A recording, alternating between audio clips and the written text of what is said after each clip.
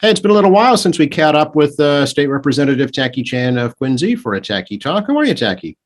Hey, Joe, it's good to see you. Things aren't bad, and I understand people were able to get away for a bit during around the Labor Day time period. I hope people had a chance to get time to unwind.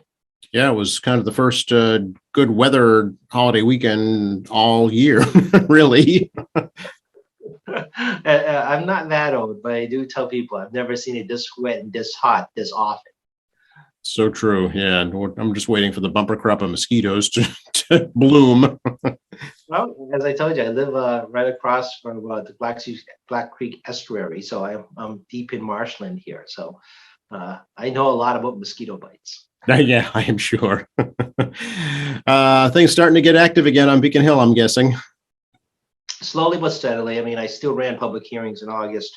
We ran a public hearing last Monday. I'm having one next week and a week after and a week after. Actually, on Tuesday, we're going down to Senator Sue Moran's district on the Cape to visit some businesses and talk about the impact of COVID on restaurants and other types of business in the area as part of a committee tour. My co-chair would like to the members to see firsthand what's going on. So it's going to be a bit of a day trip for the committee to be hosted by my co-chair to have more chats with people, but this time really on the ground.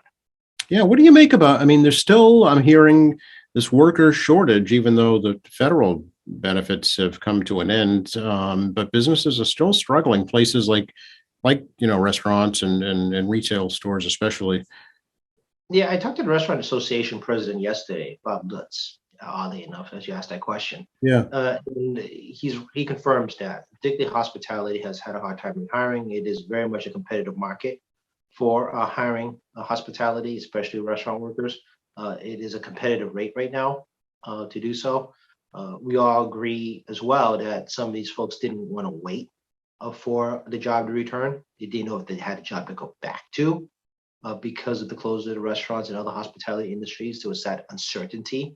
So why go sit around waiting for unemployment benefits, realizing no place to go? Hmm. And that's part of it. Another reason is because we want career changes. Mhm.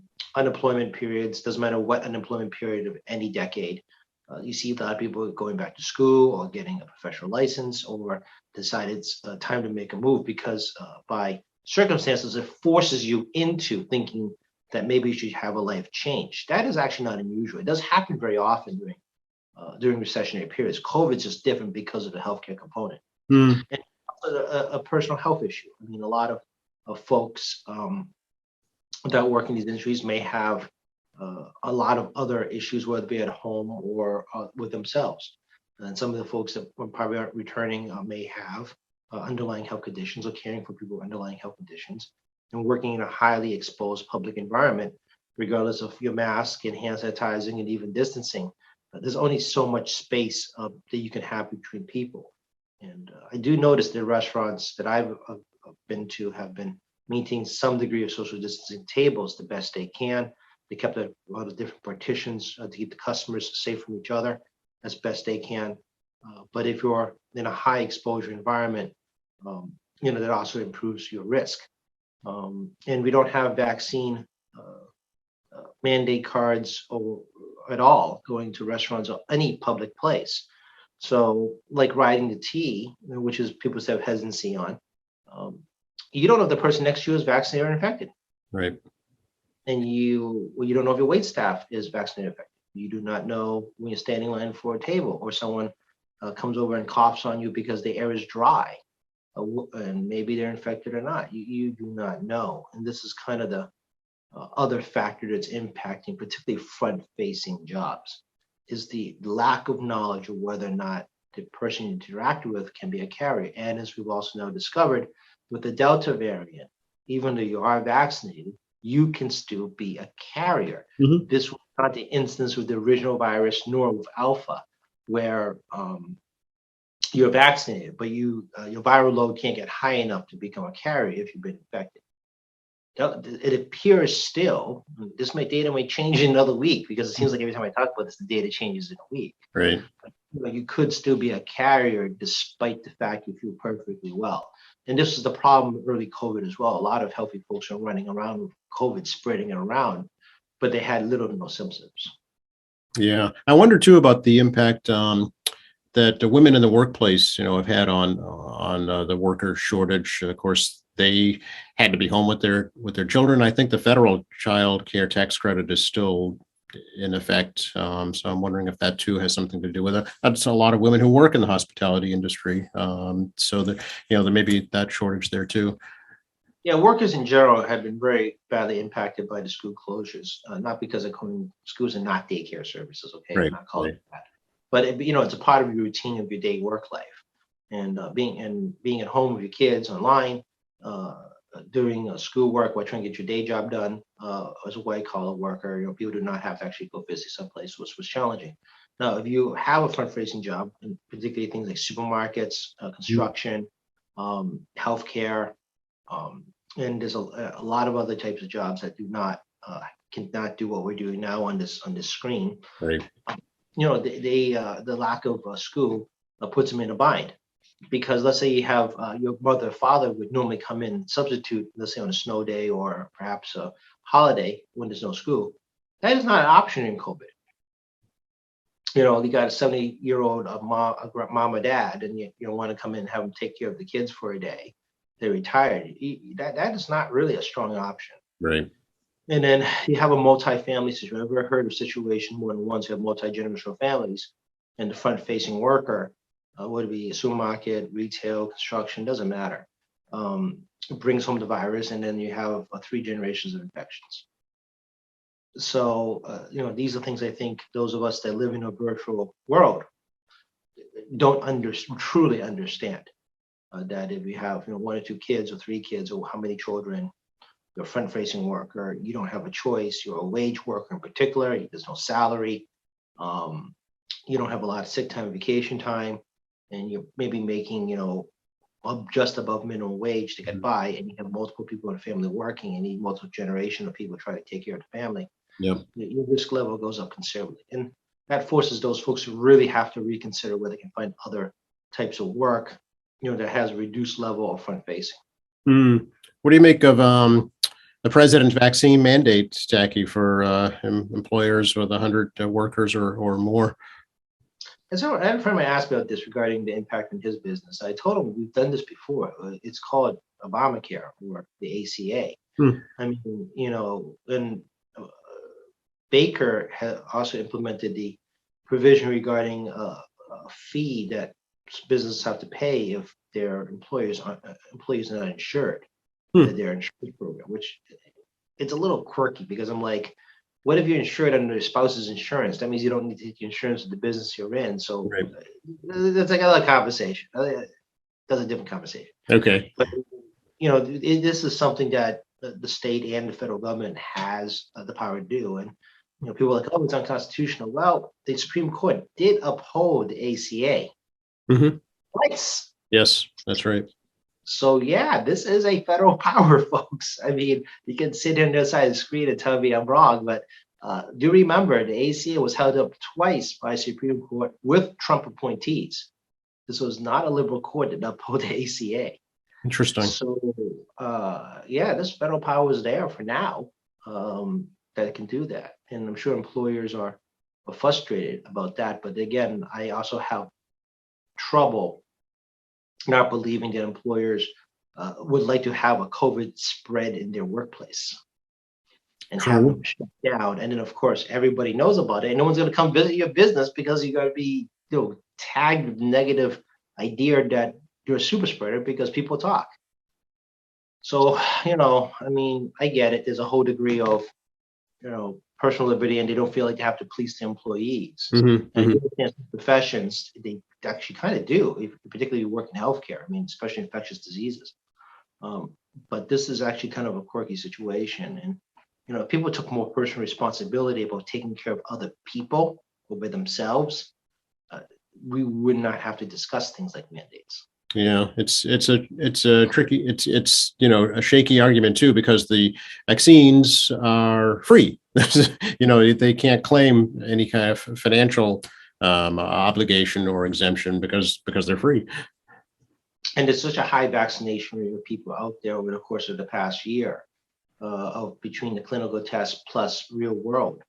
Um, you know, people that people that are vaccinated, you have questions about it, ask them how Yeah. they feel. I mean, I just don't understand how you can't just talk to somebody. So how you doing? You've been vaccinated. I've been thinking about it. Yeah. I don't know what to say anymore. Well, Speaker Mariano is running into the same concern, talking about a possible mandate at the State House. Absolutely. I mean, the Speaker of the House actually can mandate House staff to be vaccinated. House membership is a little bit trickier because we're all independently elected by our own individual bodies. He can implement a mandate on the House membership, I think. I presume he can. This is one of those things I don't have a real good answer for. As you Well, can there's no tell, precedence, right? Yeah. there's no precedence, like I think, because for example, we can mandate dress code, for example. Okay. inside the House, right? Well, that's something you put on your body, not in your body. That's correct. So we can't mandate behavior in the House. So he could mandate a mask mandate, I suppose. He can. We have done that. Okay. In whenever we're in session, we've required contact tracing.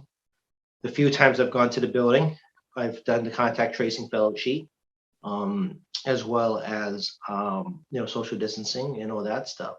So does that rise to the level that the House can mandate the elected members to be vaccinated? I don't know the answer to that. Yeah, I don't think anyone does right now. It's going to be untried territory. I'm fairly confident he can mandate staff vaccinations. I'm fairly confident that he can do that. Yeah. So there is no opening date as of yet, right?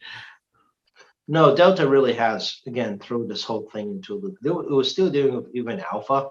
Mhm. I mean, we're like, okay, we're ready to go, but we're not. And then, another thing that kind of set us back a little bit was Mayor Janey's mask mandate in Boston. It sent negative ripples to the entire business community about whether or not it should fully reopen, which again led to a delay of pretty much every business out there to perhaps open October and some even next year, which has huge negative impact in downtown Boston and the businesses and the restaurants and the retail because nobody's there. They're dependent on the workforce from outside the city to support them. Yes. Yeah. And that's not happening right now. So this is ripple effect, and we'll see how the governor and the rest of the state government operates regarding state employees coming back in, those who can come back in, how they also manage those who aren't vaccinated. We talk a little bit about the pandemic relief funds, Jackie, and have they been received by the state? Have they been allocated by the state? Do you know? Well, the so-called federal monies, was it ARA? I can't remember anymore. Yeah, the American Rescue Plan, I think. Yeah. And then we call it ARA again, like back during the Great Recession. Oh, right. Like yes. Yeah. I think we're just recycling names now. Yeah, it's sitting in a trust fund. Okay. Ways and Means conducting hearings as well as informational sessions for its membership to discuss ways they can spend the money and people's requests for money. Obviously, I've been getting emails sent in of every known group I didn't even know they existed. It's like when that uncle hits the lottery that you never had touch with before, right? All those family members you didn't know existed before, right? Exactly. So I'm getting like hit. I'm like, who are these people? I've never seen this before. So I mean, people are looking at it. It is again a 3-year plan of disbursement. It's right. Like a one deal. It's not like the cities and towns, they have to unload the money in one fiscal cycle. Yeah, yeah. We're a 3-year plan with to submit to the feds for them to look at. Right. So it's kind of chugging on slowly. I mean, I know the governor's been impatient because he wants to take control of it and push it out. But from our standpoint, we're watching things unfold on multiple levels, not just on the economic jobs level, but also looking at where we're going infrastructure, because part of money can go to infrastructure and things like broadband, which particularly if you're west or south of Quincy, far west and far south, you have broadband problems. As we all discovered, if we do interviews with people from Western Mass, or you do people from the Cape, yep. Watch our public hearings, it's a little spottier Let's put it that way. Yeah, it made it Um, challenging for sure. Yep. yeah, so it's a little different. So there's questions about which communities we need to make those investments like broadband in, and of course there's a healthcare component, and Hmm. our healthcare system is robust, and it's been strained and almost buckled twice during COVID. I don't think the public realizes like how close it became that if you had a heart attack, you're going to just die at home. There was no place to put you, and that's what you're seeing in places like Louisiana and New Hmm. York. If you have a heart attack, you're dying at home. Right. There's literally no place to send you. So I mean, we've claimed close to buckling twice, and I think the public doesn't appreciate exactly how close we've come. Yeah, it So really hasn't been talked about in urgent detail at all. You're right. yeah, yeah. So I mean, we've got to figure it out as we go along about how to spend this money. But I don't expect us to rush into spending it. No, it might be wise to keep some, in reserve. We don't really know what future variants hold or what impact there is to come. Yeah. And there's also the unemployment trust fund. I mean, we're trying Mhm. to figure out how much of that money we can put in unemployment trust fund, because if we can, it actually reduces the pressure on businesses to replenish the fund, which has been essentially depleted since last October. It's been almost a Mhm. full year since it's been depleted. It still continues to be in depletion because as businesses come back online and pay into the fund, it's going back out as quickly as it goes in. Mhm. Because it just hasn't had time to store. Yeah. Yeah. Plus Beginning of all this the year, fraud. I mean, I know they're trying to recoup the money that was, lost in some fraudulent claims. Is that working or is that still ongoing? Yeah. well, I mean, if you're a cyber crime, there's no way you're going to get it back, Right. right? It's gone. Yeah. If you're a person that didn't put the application correctly, or been working under the table and got caught, yeah, we're going to get that money back. We're going to Yeah. claw it back. Yeah. Right. The cyber criminals. Let's be honest about this. I mean, these people are fraudulent claims that use cyber crimes to hack the system. Sorry, folks. I mean, we're not going to find these guys. That's it. Yep. They hit and run. They come in, they hit, and they run. Yep. Um, Yep. so I mean, taxpayers sadly just going to have to bite the bullet now, and I can't tell anybody. I have no way to explain it otherwise. Right. Yeah. It's Oh, practical. hopefully they put it back in the economy and, go on a spending spree or something. Yeah, maybe these criminals will go big spending, but unfortunately, I think they're in places like Russia. I think you're right. They're helping the Russian economy out instead. Yeah. So I know it's just sad. This is just reality, right? Yeah. Just that way. So Well, stay tuned. stay tuned. Yeah. Can we talk a little bit about the MBTA tacky? Yeah, we can talk a little bit about that. I mean, people saw a tragedy. Obviously, saw a tragedy this week regarding rusted stairwell. Oh yeah. Yeah. What a crazy accident that was. Yeah. Yeah, that's a preventable accident. And All I could think of is they were putting all this time and energy into putting up fences and barriers and signs. If they just taken all that money and energy and fixed the stairs. one would think at least tear down the stairs. Well, right. Yeah. One would think at least minimum if the whole structure is gone and tear it down. This continues to be a small example of the ineptitude of the T regarding capital maintenance. Mm. And over the decades of doing this, the biggest criticism was we did a lot of expansion commuter rail, but we never put any of that money that was expansion back into infrastructure. And Mm-hmm. Mm-hmm. doing the Green Line project, which is pretty much federally paid for, actually, the Somerville Green Line extension, but that's all federally paid for, so it's not really your affairs doing that. So it's always been like, why we keep growing while the capital need to be more improved. Mm-hmm. And people blame Greenbush Line and the Big Dig. It's a little more involved than that.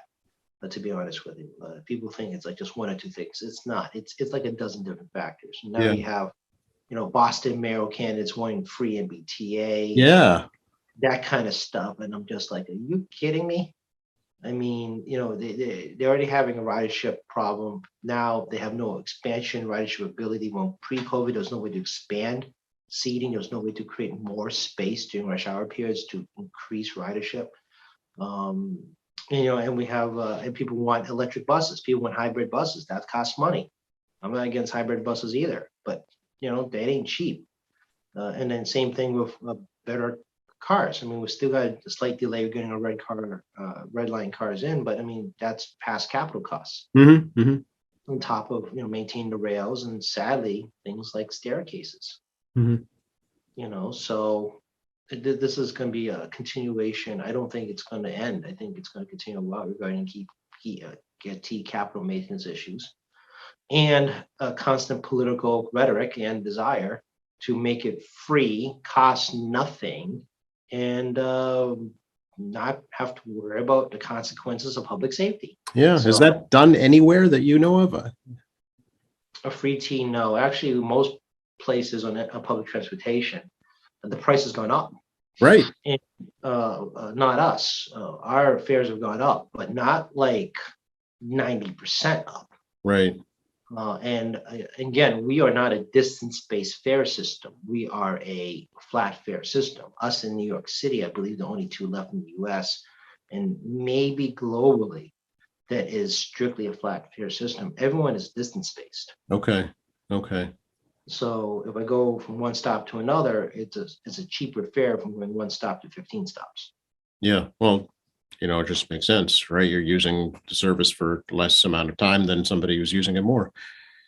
That's correct. And Yeah. that creates it also addresses this issue regarding the concern about people living in inner cities trying to get to work. Mhm. So the logic of the single fare system was when the T was really just Boston, Mhm. come right down. And the idea of a single fare system is that it allows people to go to work without economic burdens. That was addressed in those cities that do this kind of fare-based system by trying to keep the fares close distance together, lower cost, because the theory is that at the time when these were built, people live close to the workplaces Yeah. inside the cities. Yeah, that's why it was changed to the MBTA. It used to be the MTA. People in Western Mass are like, well, we're not getting anything out of this. Yep, the Bay Transit Authority, right? Yeah. So as times change, I mean, employment is now coming in from outside the city more, and people actually do leave the city for employment. And again, the argument is that we shouldn't change to a distance-based fare structure because it actually hurts inner city people who are lower section socioeconomic trying to get to work, even though they're traveling a lot further in the T. So, we actually did have a distance fare system, which was actually grossly unfair. Was when, remember we had double fares at Braintree, Quincy Adams, and Quincy Oh, yeah. Center. Yep. It was a triple fare at Braintree one time. I think it was triple. I think you're right. Yeah. I think that there was a double fare maybe at Alewife, and I think it was a double fare at Riverside, Yeah. Yeah. but nothing in the middle. And then Yeah. plus fee for parking also, if you use the parking facility. Yeah. That's correct. So I mean, they should have took. I mean, obviously I didn't like that, like all the Quincy folks, because if you're going to do a distance-based fare, do a distance-based fare. Mm-hmm, mm-hmm. Harvard Square, the same we treating Quincy Center, Yeah. right? But I only worked for Mike Morris at the time, and I was being hey, I kept yelling at him about this stuff, and they give me these map and just this ancient history at this point. No one needs to hear. Yeah. Yeah. These people, but yeah, I mean, there needs to be fair reform at some stage, and whether or not there's a political courage at the MBTA, they don't need us to do this at the legislative level. This is something should be done at their level. Yep. About whether fair reform should be done, and that means have to buy a brand new system because the Charlie card system is now starting to die. Mm-hmm. It's antiquated, it's old, and they do another RFP for a new system. And there's another question: should we buy the cheapest thing possible, or should we spend more money and buy something more robust? Mm. Do taxpayers and fare payers want to spend more money? Right. Yeah. And, all unanswered questions and unable to answer right now, given what's going on. absolutely. So the T's a mess is basically the bottom line. Okay. How about any good news from the State House, Tacky? I never have good news. We've been together for like a year and a half now. When's the last time I gave you any good news? Let's see. Well, did you go to the General's Bridge dedication ceremony this past weekend? Yep, and I jumped out of my shoes when the cannons went off. You and a lot of people. Yeah, I wasn't aware about the cannons. Really, it was actually an incredible dedication. I have to give a lot of credit to City Hall, the mayor, the councilors, the Parks Department, the police, everyone else, all the folks working on it. It was quite a really well done event. Yeah, well, the bridge, people might not realize the bridge is actually a state project. It is. I believe it was like 50 some odd million dollars of state money went to the bridge and the surrounding road system, plus smaller amounts of economic development money that the city's been getting over the past like decade plus in small amounts. Yeah. The city has gotten, a few $100 million of state money for downtown over the course of 20 years. Yep. It just never came in one chunk sum. As I was talking to Michael Morrissey the other day, he reminded me like, oh, remember when we got that money for this and that, like 10 million here, 5 million? I was like, yes, Michael, I know, I was there. I do remember that. Yeah. But the state delegations for 20 some odd years has been, pumping small amounts of money. And you're seeing the accumulation of a lot of stuff, including changing the underground utility system, which most of you don't even realize happened. We did a massive upgrade of the entire utility system underneath the city. Yeah. You couldn't have any new development until that happened first, right? Yeah, you can get electricity, telecommunications, water, sewer. You remember, and actually also natural gas. Mhm. You really can't do a whole lot. So, because of those massive infrastructure improvements that the state, put up a portion of money for, allows that development. And but the event itself was phenomenally well done. I do have to say that. And the park is beautiful, and everybody should definitely take a quick drive down to check it out. And there's some new parking spaces up behind where the old Ross garage is, an old parking way. It's not called the parking way anymore, but I mean General's Way and so forth. So. It was quite remarkable. It was it was wonderful. Did you guys cover that on QA TV? Oh, yes. Yeah. We had it on here live, and soon folks will probably be able to see it on our website too. Yeah, so everybody listening should pop on the QT website and try to catch. You can't watch the whole thing. It went on for like 2.5+ hours, but Yeah. definitely should tune in and watch it, particularly the speeches from the generals and the generals' families. Yeah, folks will enjoy it because they all reflected on growing up in their different neighborhoods in Quincy. So it'll be fun for the families, of course, to reflect on years to come. Yeah, fast forward past the politicians and go straight to well, that's what I like to do. Go straight to the to the family components, and I think people would very much enjoy that. Yeah. Any update on the ballot questions, Jackie, for the next state election next year? Signature gathering is currently going on. Oh, okay. So they have to get their signatures done, I think, sometime in November. And Okay. then once those signatures have been certified, they actually get admitted as bills in the House in January. Gotcha. Okay. So the ones that concern me the most as chair of the Committee on Consumer Protection and Professional Licensure is the ones regarding alcohol. So Mhm. there's two bills out there, one regarding reinstating happy hours, and the other one to expand the number of retail licenses for beer and wine in retail, so package store licenses, so you can have more beer and wine licenses, places like supermarkets, convenience stores, beyond just liquor stores, as you see now. The current number of licenses any corporate entity can hold in Massachusetts for total number of beer and wine retail is 9. Oh, So this proposal it's a little bit intricate. There's a lot of things involved, but I mean, it's going to basically more than double that number slightly and hold harmless some other folks that have existing licenses. There's a few moving parts here, but not hurting people's licenses while expanding at the same time. It's a little intricate, plus some new pending mechanisms and enforcement mechanisms associated with it. So that was pushed out to Massachusetts Package Store Association, the current retailers, your favorite liquor store, put this initiative out there, and I have confirmed that they are actively collecting signatures. So this ballot question may be on my desk in the House probably the turn of the year. okay. The other one regarding restoring happy hours. It's literally what it sounds like for those of us who actually know what a happy hour is, where you can sell half-price alcohol. Mhm. We banned that back. I was still a teenager at the time, so it must have been back in the late 80s. I was just going to say 80, I think 87, but yeah, right, definitely. We've been in middle school.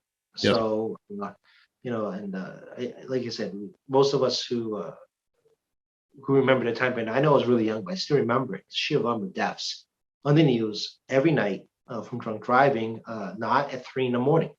Right. These were after work hours. Yep. And it seemed like during that time period, a lot of people knew somebody that died in a car accident. So, but there's a push to bring it back. I mean, in the committee, I have a bill that does a study to investigate the matter, not do restoration.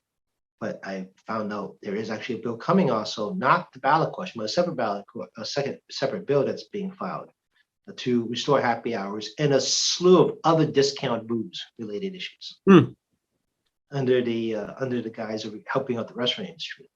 I also remind everybody, not every restaurant has a liquor license. Correct. Yep. The majority of restaurants in the state do not have a liquor license, despite that we have a lot of liquor licenses out there. So, it's a rather myopic view of the total Mm. hospitality industry. It's just not booze. If you're only going to a restaurant that only serves booze all the time, then good for you. I go to places that have had no booze or do not have booze as well, and they are just fine too. Yeah. Some will allow you to bring your own beer or wine, perhaps. But for the most part, your small mom and pops, they don't have, they can't afford, to invest in a liquor license. Well, you walk down Wallace Center, where I am, there's a whole lot of restaurants now, and the majority of them do not have liquor licenses. Sure. Yeah. And they're smaller businesses that do just fine. So, I mean, I think there's a misnomer put up by the Boston Globe, in particular, giving the false impression that we only should say businesses with alcohol, because what they not say out loud, the way they make it look like, well, we have to say these businesses which are only alcohol business. I'm actually very troubled by this type of media.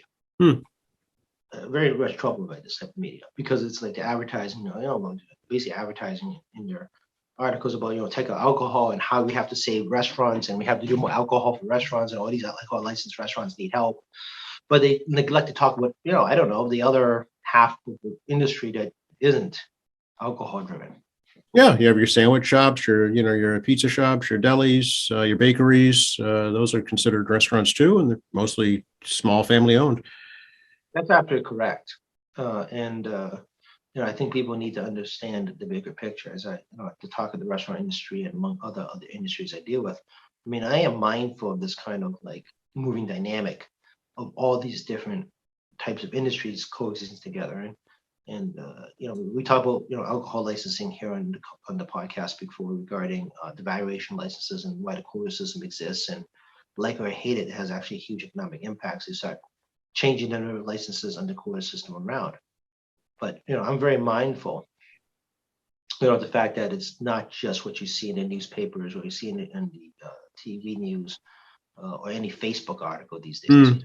Yeah. Regarding the hospitality, I mean, I'm very conscientious of the fact that it's not just limited to one sector that gets media attention. Yeah. Stay tuned for that as well. So by the end of the year, they have to have their signatures collected. Is that right? The ballot questions have to get passed round one signature collection by year's end, or basically by end of November. Okay. They'll be certified, and then the bill will be admitted in the House. Okay. All right. Anything else we should let folks know about right now? Well, it's the fall time, and yes, or is it the fall time? It's hard to tell. It's the new fall, right? Exactly. It's 80 degrees and muggy now in fall instead of 60 and sunny. Yeah, it's hard to tell what weather in these days, right? I think the only thing I tell folks is that COVID numbers are rising. The highest numbers we've seen since vaccinations really got to a high level back in early July. Not surprising, as we reopen more and more, the infection rate goes up. But also want to remind folks that people with these so-called breakthrough cases you see live in news are still the minority.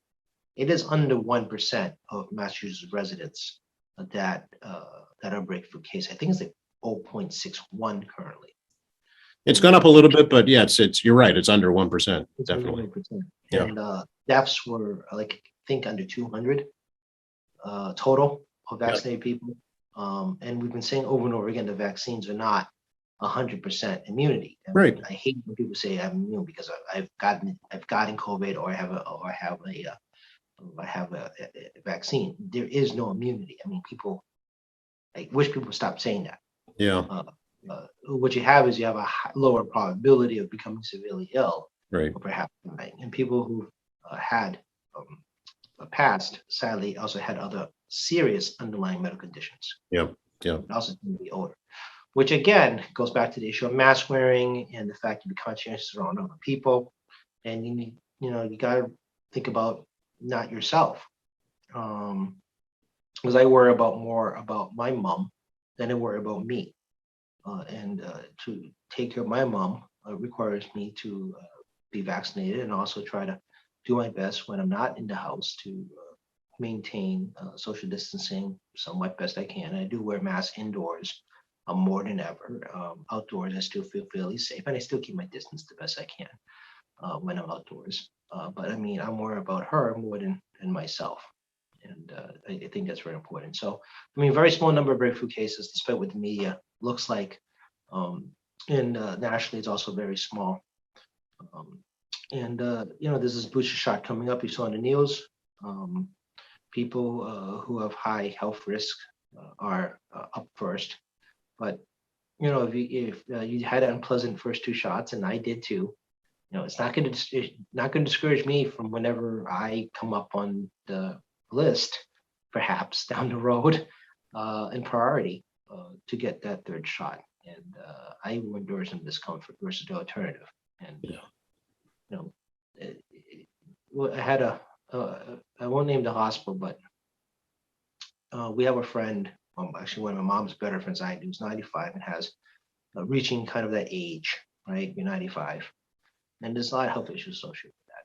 And he's at a hospital right now in ICU where they need to see if they can move him along because they need ICU beds for COVID.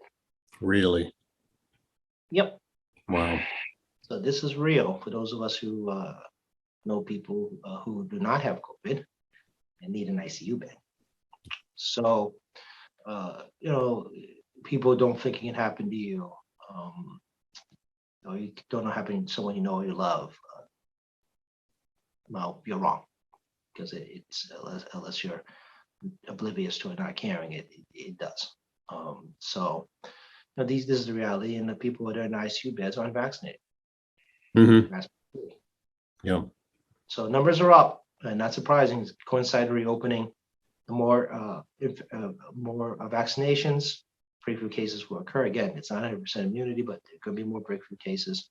But it's still far, far lower for people who are vaccinated and breakthrough cases that are hospitalized or die versus people who are not vaccinated, who have a higher case of hospitalizations and die by a vast amount. Yeah.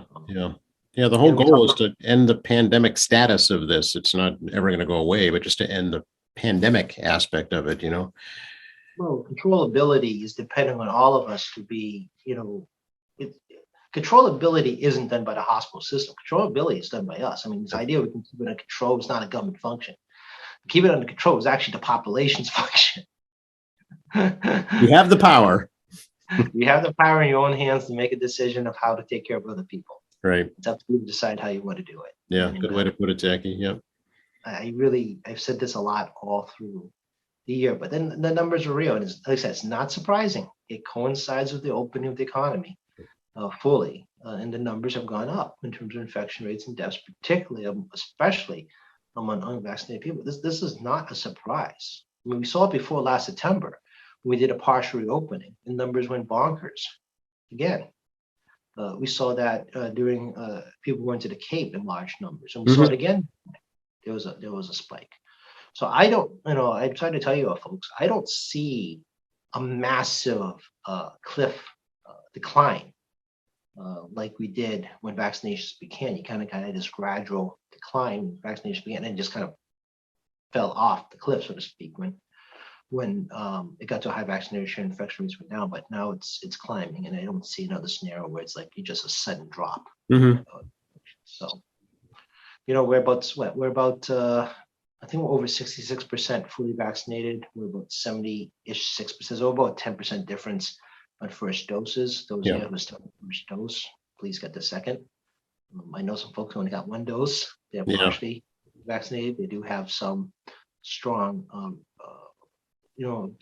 resistance antibodies, but the second one, particularly against Delta, will be much better, much better. Yeah. Of course, if doom and gloom tacky, there will be another variant. I think that's no surprise to anybody at this point. The question is when and where. Right. On that happy note, I'll ask you to give out your contact information, Tacky. Yeah, it's for those of you who wants more doom and gloom, I guess. You can call us at the office at 617-722-2014, 722-2014. Hit any button, get a staff and leave a voicemail. I do understand we actually had very high calls over the past week, and there's been a bit of a delay getting back to people because it's just volume now. But we had a usually high number of calls, so I do understand. I've heard from some constituents that took a little longer to get back than we normally do, but that's high call volume issue. Of course, you can email me at tacky.chan@mahouse.gov. My email is full, as we talked about earlier, about all the people looking how to spend federal money, among other things that show up in my email box. There's the Tacky Chan Facebook page, State Representative Tacky Chan. You don't have to be my friend to see my Facebook, folks. Okay. Don't be my friend. But I mean, like, put the public hearings, for example, online there. So you can see what my public hearings look like, as well as information. Like, when Ida came through, we put storm information up. Yep. As well as tackychan.org, which is more of a resource page for people to get like phone numbers for places that are important that may come and help to you. But of course, tune to QATV, not just to see my gloomy face with Joe here. As if that weren't enough, Tacky. But to obviously hear from other folks beyond me, like the mayor, Council President Liang, and all these other folks that provide information and perhaps have a different point of view of how the world works than I do. We try and be of equal opportunity to let folks use our service. Absolutely. So, and we appreciate that you do. Absolutely. And I'll catch you another week or so.